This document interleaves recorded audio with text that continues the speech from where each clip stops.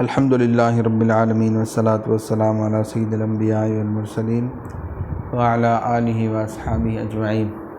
میں مولوی صدیق اکبر YouTube channel اسرا T V سے۔ اعلان آزادی ہمکنار نشانات ناکامی۔ قلعے میں جواب و سوال ہو چکے تو فوج نے شہر کا رخ کیا۔ ایک طرف دریائے گنج میں جہاں انگریزوں کے بنگلے تھے، انگریزوں کا قتل عام کر کے کلیجہ ٹھنڈا کیا۔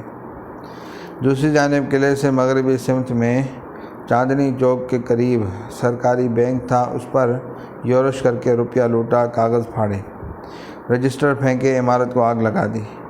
مینیجر بینک بیرسفورڈ بیوی بچوں کو لے کر چھت پر چڑھ گیا، مگر بے سود باغیوں کے ہاتھوں جب بینک کی عمارت ڈھیر ہوئی تو یہ خاندان بھی ختم ہو گیا۔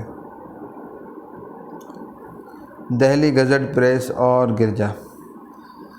مظلوم فوج کو انگریزی نسل ہی سے نہیں بلکہ انگریز کی ہر چیز سے نفرت تھی۔ جوش و غضب انگریز کے ایک ایک نشان کو ختم کر دینا چاہ رہا تھا۔ چنانچہ کشمیری گیٹ کے قریب دہلی گزٹ کا پریس تھا، اس پر حملہ کر کے پریس کو تباہ کیا گیا۔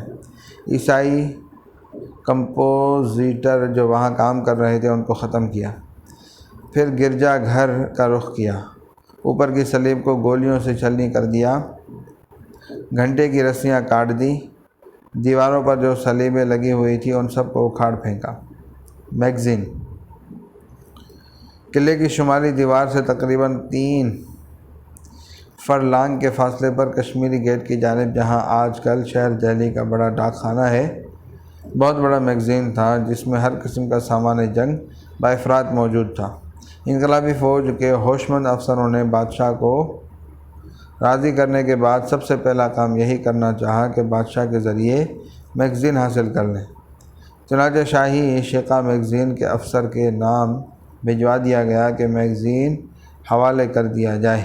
فوج کا ایک دستہ بھی بھیج دیا گیا کہ میگزین کو اپنی تحویل میں لے لے۔ ادھر انگریزی افسروں کی قومی غیرت پوری طرح بیدار تھی۔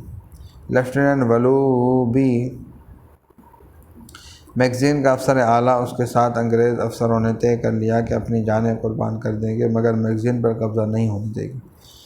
چنانچہ میگزین کے دروازے بند کر کے اندر کی طرف ریت کے بورے چن دیے گئے، زمین پر گوکھر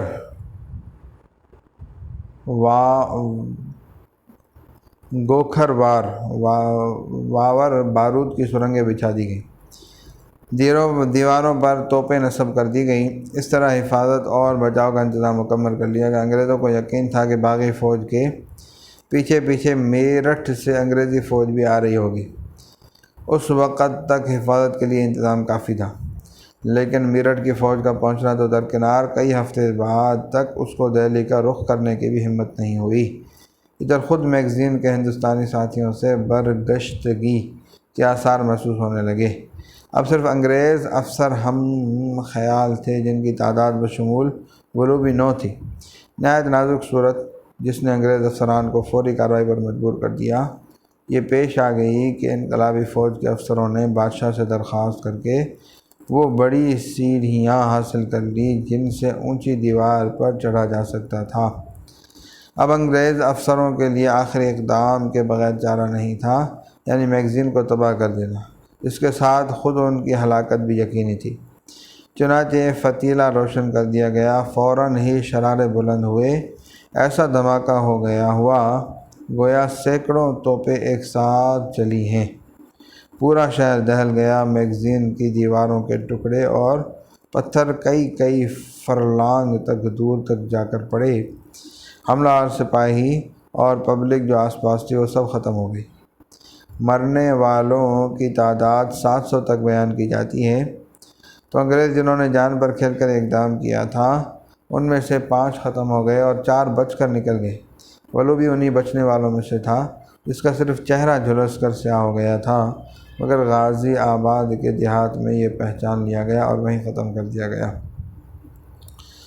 اگرچہ میگزین کے آڑنے سے اتنا نقصان نہیں پہنچا جتنا پہنچانا مقصود تھا، کیونکہ ہزاروں کی تعداد میں بندوقیں اور رائفلیں، اسی طرح اور سامان بہت کافی باقی رہ گیا جو انقلابی فوجیوں کے کام آیا۔ تاہم انگریزوں کی قومی غیرت، ایثار اور فدائیت کی ایک مثال سامنے آ گئی جس سے انگریز کی کامیابی کے آثار نمایاں تھے۔ ظاہر ہزاروں من بارود کا ذخیرہ جو بھگ سے اڑ گیا وہ انقلابی فوجوں کے لیے نشان ناکامی تھا۔ لیفٹیننٹ ولوی افسر اسلحہ خانہ کی طرح ٹیلی گرام آفس کے دونوں جوان سگنیلروں کا کارنامہ بھی وہ کارنامہ ہے جس نے انگریزوں کی شکست کو فتح سے بدلا۔ یہ دونوں جوان ولیم برنڈس اور جے ڈبلیو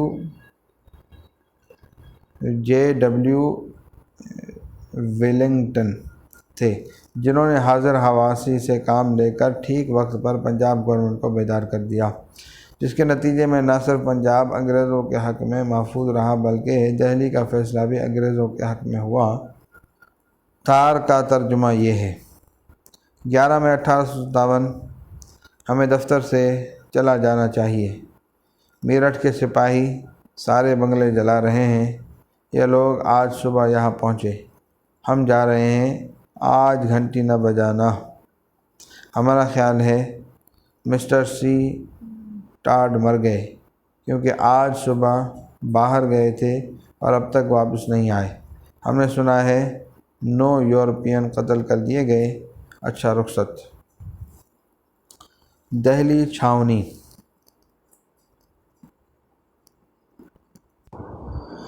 دہلی چھاؤنی میں کوئی انگریزی رجمنٹ نہیں تھی، ہندوستانی فوجیں تھیں جن کے افسر انگریز تھے۔ ان فوجوں کی تیوریاں صبح ہی سے بدلی ہوئی تھی۔ چنانچہ جب ان کو انقلابی فوجوں پر حملہ کرنے کے لیے کہا گیا تو اس کی تعمیل نہیں کی گئی۔